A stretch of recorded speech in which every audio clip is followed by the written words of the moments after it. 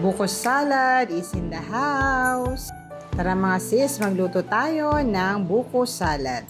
Dahil buko salad to, syempre meron din siyang fruit cocktail. Minix ko na ang nata de coco at ang kaong. Naglagay rin pala ako ng 2 all-purpose cream. Hala na kayo kung anong brand mga sis at syempre condensed milk. Mas okay pala kung naka-chilled first ang ating all-purpose cream. Para creamy siya mga sis. Mas maraming all-purpose cream, mas masarap. And nilagyan ko na rin siya ng condensed milk. Condensed milk, konti lang mga sis. Ayoko kasi na masyadong matamis. Yung tama lang sa panglasa mo. A half cup of condensed milk, it's okay. Halo-halo na, then let's mix all together. Then, nandito na ang ating buko. This is fresh buko.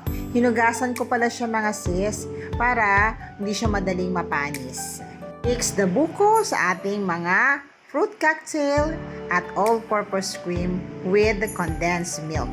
After ma-mix lahat, ito na ang aking version ng buko salad.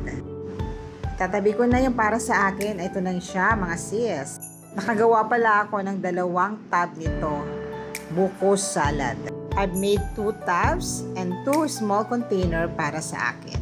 Na siya mga sis, i-chilled muna natin siya bago natin kainin. Mas masarap to kapag malamig.